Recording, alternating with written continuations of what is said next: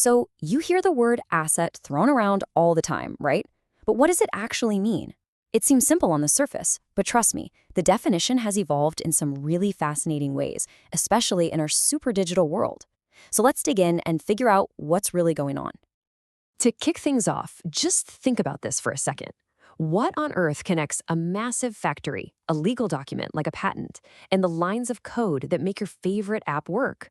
Well, they're all assets, of course, but how we value them, how we manage them, that's where the real story begins.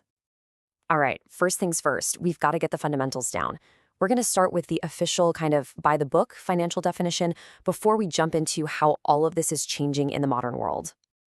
Okay, if you were to ask an accountant, this is what they'd show you. I know. It sounds super dense, right? Like something straight out of a textbook. But don't worry. Let's just zoom in on a few key parts. Economic resource, controlled by the entity, and potential to produce economic benefits. In plain English, it's basically something you control that you got from a past event, and you're pretty sure it's going to make you money down the road. Simple as that. You know, an even easier way to think about it is to break it down into three core ideas, kind of like a simple checklist. First up, ownership. Can you, at some point, turn this thing into cold, hard cash? Second, economic value. Does it actually have value? Could you sell it or trade it for something? And third, is it a resource? Meaning, can you use it to generate more value in the future? If you can tick all three of those boxes, boom, you got an asset. Okay, so now that we know what an asset is, the next logical question is, how do businesses organize all this different stuff they own? In this section, we're going to dive into the classification systems that accountants use to try and make sense of it all. So it turns out there are a few main ways to slice and dice the world of assets. The first is convertibility. That's just a fancy way of saying how easily you can turn it into cash. The second is physical existence. Pretty simple. Can you touch it or not?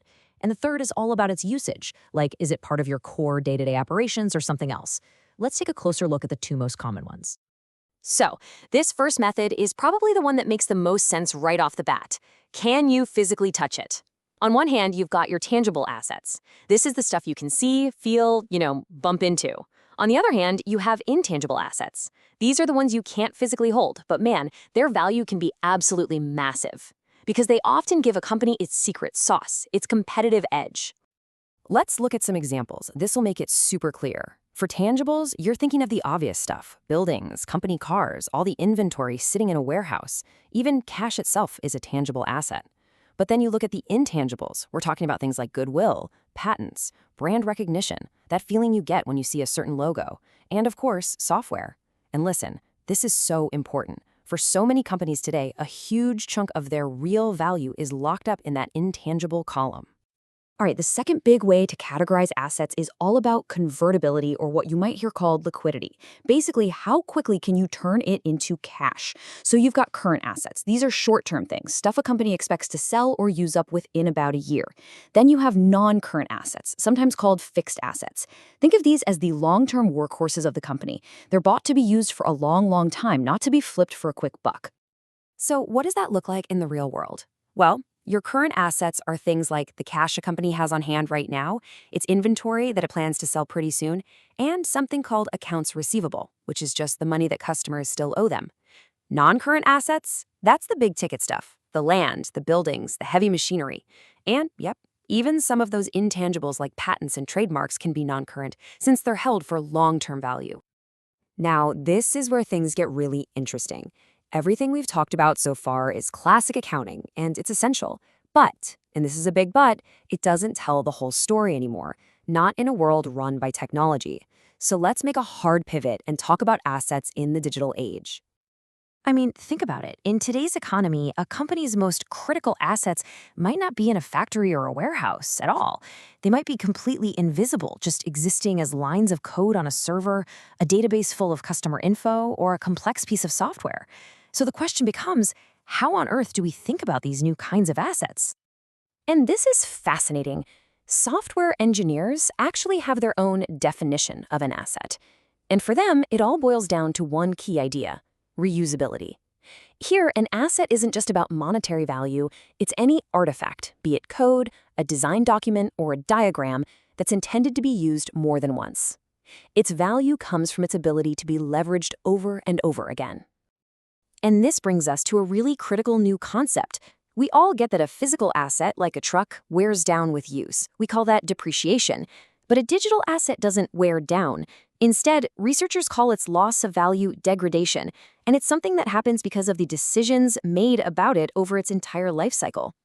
This idea of degradation actually breaks down into 3 types. First is deliberate degradation. This is when you knowingly take a shortcut, like writing messy code just to hit a deadline. You know it's not ideal, but you do it for a short-term gain.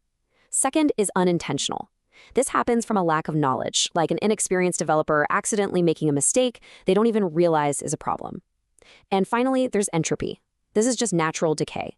The world changes around the asset. A software library it depends on becomes outdated, and your code loses value through no fault of your own. Okay, so we've defined assets, we've classified them, and we've seen how they can lose value in the digital age. Now let's connect all these ideas to the big picture, to business strategy, and see why this is so much more than just an accounting exercise. This is the big question, right? The so what question. Why go through all the trouble of categorizing and tracking every single thing a company owns, from a laptop to a line of code? What's the real payoff? The answer is something called strategic asset management. And this isn't just about counting things. It's a systematic process for managing an asset's entire life cycle, from planning and buying it to operating it, maintaining it, and finally getting rid of it, all to make sure everything aligns with the company's most important goals. And when a company gets this right, the payoff is huge. We're talking direct cost reduction by making things last longer. You get massive boosts in operational efficiency by making sure everything is being used to its full potential. It's a game changer for risk mitigation, helping you spot failures before they cause chaos. All of this leads to a real competitive advantage and enables smart, data-driven decisions about where to invest your money. And look, this isn't just some theory. The numbers back it up. Research shows that organizations that get serious about this stuff can save a massive 12 to 18% on maintenance costs alone. That's real money that goes straight to the bottom line, all from being smart about managing the things you own. So I'll leave you with this final thought.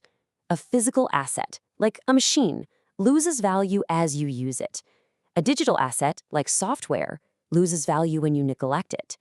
As more and more of the world's value shifts from the physical to the digital, which of these 2 forms of decay will be more critical for businesses to manage? It's a question that's going to define the success of companies for decades to come. Thanks for tuning in.